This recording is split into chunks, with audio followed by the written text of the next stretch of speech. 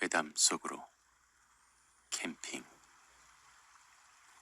여름을 맞이해 친구 2명과 함께 계곡으로 캠핑을 가게 되었다. 답답한 일상에서 벗어나 자연으로 오니 그렇게 마음이 편안해질 수 없었다. 이곳은 어린 시절부터 친구들과 놀던 곳으로 아는 사람만 아는 명당이었는데 아무리 그래도 그날따라 유난히 사람이 한 명도 없어 물신년스러운 느낌이 들었다. 진석이는 오히려 편하게 놀 수 있을 것 같아 다행이라며 물에 뛰어들었다. 그렇게 함께 물놀이를 하며 신나게 놀다 보니 금방 날이 저물어 장작과 화로를 꺼내 불을 지폈다.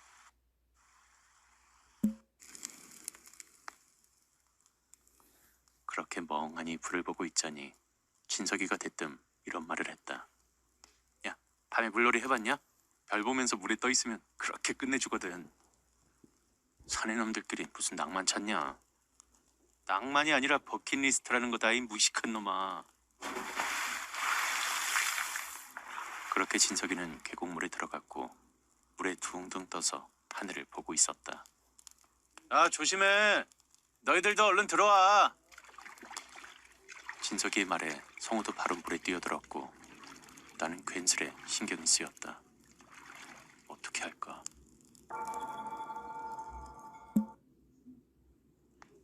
밤에 무슨 물놀이야. 그러다 사고 나면 어쩌려고. 난 그냥 여기서 라면이나 끓여 먹을란다. 나는 그렇게 말하고 라면을 끓였고 녀석들을 불렀다. 안 나오면 혼자 다 먹는다. 확실히 캠핑할 때 특히나 물가에서 먹는 라면이 맛있는 듯 했다. 녀석들은 내 말에 허겁지겁 나와서는 라면을 함께 먹었고 밤하늘을 보았다. 청명한 하늘과 주위는 고요하기만 했고 그 정적으로 인해 순간 소름이 돋았지만 그냥 기분 탓이려니 생각했다. 그렇게 개는 감치듯 라면을 먹고 나자 녀석들은 다시 계곡물에 뛰어들었고 나는 먹은 걸 치우고 있었다. 그때였다. 요란스러운 소리가 들리더니 갑자기 진석이가 물에 빠진 건지 허우적거리고 있었다. 살려! 당황한 나는 어떻게 해야 할지 몰라 안절부절 못하고 있었다. 어떻게 하지? 뭐가 없을까 하고 주위를 두리번거리니 혹시 몰라 여분으로 가지고 온 텐트 로프가 보였고 서둘러 로프를 던졌다. 다행히 진석이가 로프를 잡았고 나는 손이 까지는 줄도 모르고 로프를 세게 잡아당겼다. 그렇게 진석이를 물 밖으로 끌어낸 후 지쳐서 바닥에 누워 숨을 고르고 있자니 성우가 진석이의 상태를 살피는 듯 했다. 물만 먹었을 뿐 별일은 없었고 다행이라는 생각을 했다. 야, 버킷리스트고 뭐고 다시는 밤에 물에 들어갈 생각하지 마라. 그렇게 녀석을 진정시킨 후 우린 텐트 안으로 들어가 누웠다. 원래는 같이 영화도 보려고 했지만 왠지 김이 새버렸다. 그때 누워있던 성우가 말했다. 분위기도 그런데 무서운 얘기나 할까? 캠핑엔 무서운 얘기가 빠질 수 없지. 순간 소름이 돋았지만 그래도 재미있을 것 같아 그러기로 했다. 좋아. 그럼 누구부터 이야기할래? 이 계곡 말이야. 놀기 좋은 명당이긴 한데 너희들도 알지? 사람이 여럿 빠져 죽은 거. 그런데 물귀신이 무서운 게 뭔지 알아? 죽은 그 자리에 묶여 있어서 자신의 자리를 대신할 사람을 끌어들여 죽여야만 성불할 수 있다고 하잖아. 그래서 물귀신 작전이라는 말이 있는 거고. 아까 진석이도 그냥 빠진 게 아닐 수도 있어. 성우의 말에 내가 대꾸했다. 야, 근데 우리는 다 살아있는 거 보니까 여기 물귀신은 힘이 없나 보다. 그런가? 그래도 모르지. 계속 우리를 노리고 있을지도.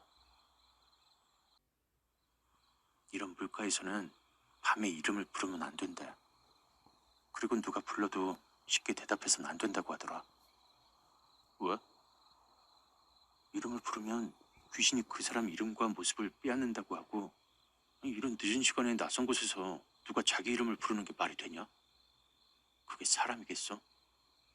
물에 빠져 죽었던 물귀신이 데려가려고 부르는 걸 수도 있지. 그건 귀신의 버킷리스트냐? 농담이 아니야. 진짜 물귀신은 자기만 죽은 게 억울하니까 끝까지 물고 늘어져서 귀신 중엔 제일 무섭다고 하잖아. 그래, 이 계곡에서 종종 사람이 빠져 죽었었다. 어린 시절에 친했던 친구 중 하나도 빠져 죽었던 기억이 난다. 그 친구 이름이 뭐였더라?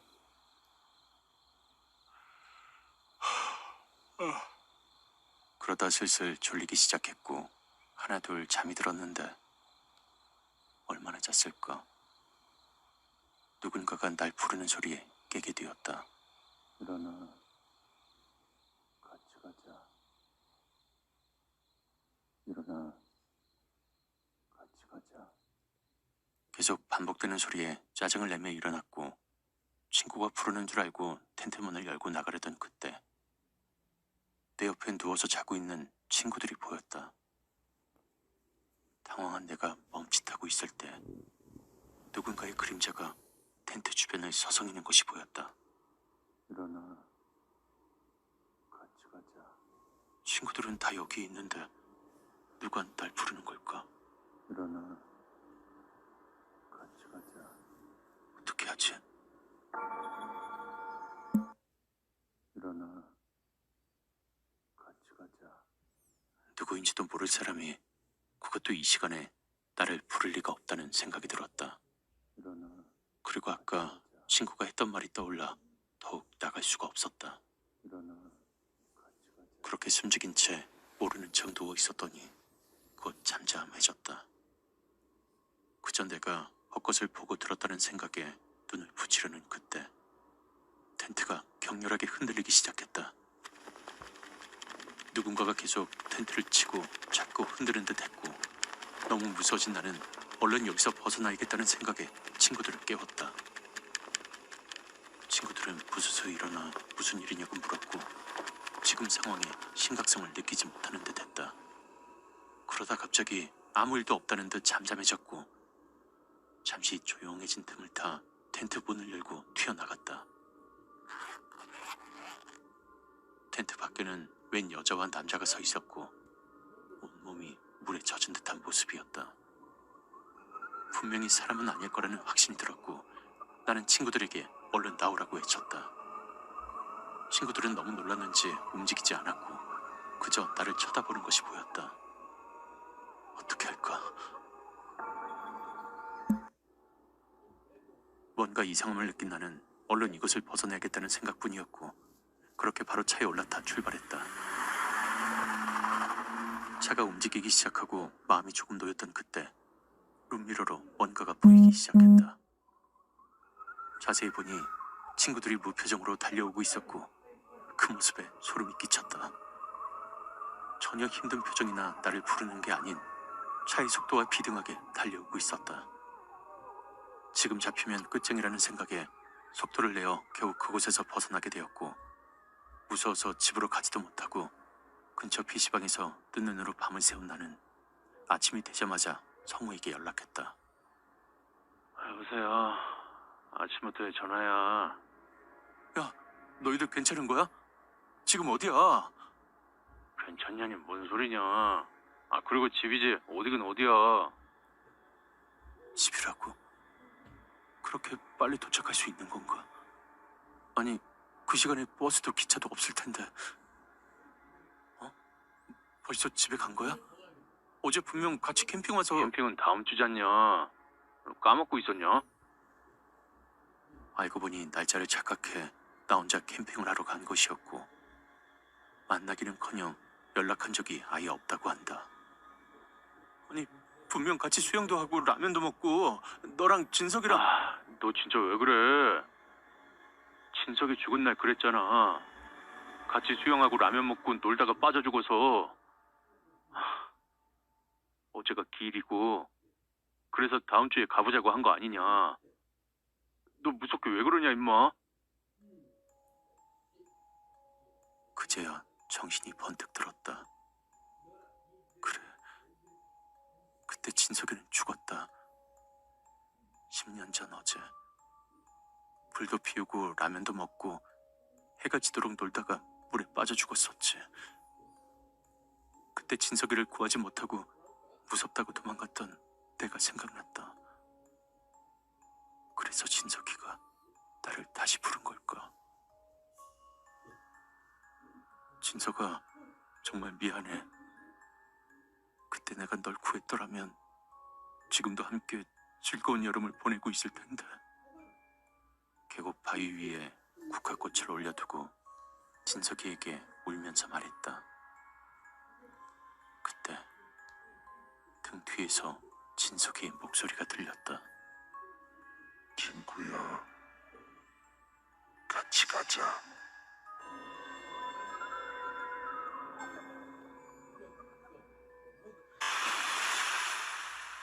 버킷리스트가 있을 정도면 얼마나 좋은 걸까 하는 생각과 언제 또 이렇게 놀아보나 싶어 바로 물에 뛰어들었고 녀석들과 물장구를 치기 시작했다. 시원한 계곡물과 별이 보이는 밤하늘까지 완벽하다는 생각이 들었다. 그렇게 누워서 둥둥 떠 있다가 친구들과 좀 떨어진 곳까지 가게 되었다. 다시 친구들이 있는 곳으로 돌아가야겠다는 생각에 헤엄을 치던 그때 갑자기 발목에 서늘한 느낌이 들더니 뭔가가 감기는 듯한 느낌이 들었고 뭔가 싶어 발을 흔들어 보려고 했으나 마음대로 움직이질 않았다. 그리고 그때 물 안으로 쑥 빨려 들어가는 느낌과 함께 정없이 물속에 빠지게 되었다. 나는 안간힘을 써서 다시 물 밖으로 튀어나왔고 주위에 있는 친구들에게 외쳤다.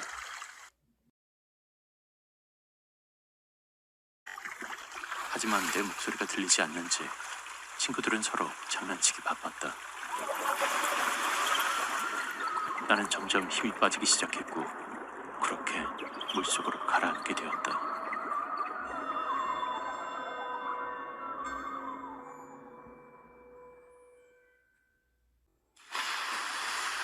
망설일 때가 아니다.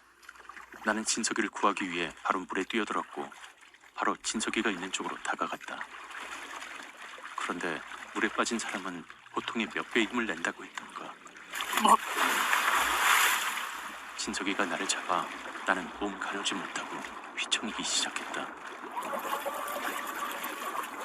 그렇게 나는 중심을 잃었고 계곡 수면 아래 회오리가 치는 구간에 발이 갇히고 말았다. 아무리 벗어나려고 해봐도 마음대로 되지 않았고 오히려 발 아래에서부터 검은 무언가가 슬금슬금 나를 덮치는 것이 보였다. 그리고 나는 순식간에 그것에게 잡혀 끌려가게 되었고 다시는 숨을 쉴 수가 없었다.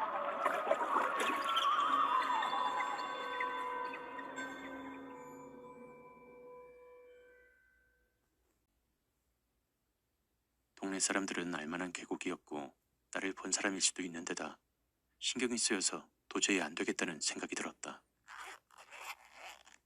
밖으로 나가보니 여러 사람이 있는 것이 보였고 온몸이 젖은 채로 나를 보며 서 있었다. 이들은 사람이 아니라는 확신이 들었고 순간 굳었다가 뒷걸음질 쳤으나 그들은 나를 향해 걸어오고 있었다. 그렇게 도망을 치려다 텐트에 있던 친구들이 생각났고 어떻게 해야 할지 망설였다. 어차피 나를 노리고 있는 것 같으니 그냥 도망을 칠까? 아니야. 그러다 친구들한테 무슨 일이 생기면 어떡해. 생존과 위리가 충돌해 싸우고 있었고 나는 얼른 결정을 내려야만 했다. 어떻게 하지? 나는 친구들의 팔을 잡아채 텐트 밖으로 끌고 나와 달리며 얼른 도망가자고 했다. 그런데 뭔가 이상했다. 내 말에 친구들은 아무 반응이 없었고 오히려 그 긴박한 순간에도 멈춰선 채 무표정으로 나만 뚫어지게 쳐다보고 있었다. 뭔가 이상함을 직감한 나는 서둘러 달아나려 했지만 이미 늦어버렸고 그렇게 양쪽으로 친구들에게 붙잡히게 되었다. 친구들은 엄청난 힘으로 반항하는 나를 끌고 다시 텐트가 있는 쪽으로 갔다. 무엇에 홀린 것이 분명해. 어떻게든 그곳에서 벗어나려고 했지만 벗어날 수 없었고, 텐트 안에는 무언가가 웃고 있는 모습이 여럿 보였다. 나는 아무것도 못하고 그 무언가에게 던져졌고, 그 후로는 어둠뿐이었다.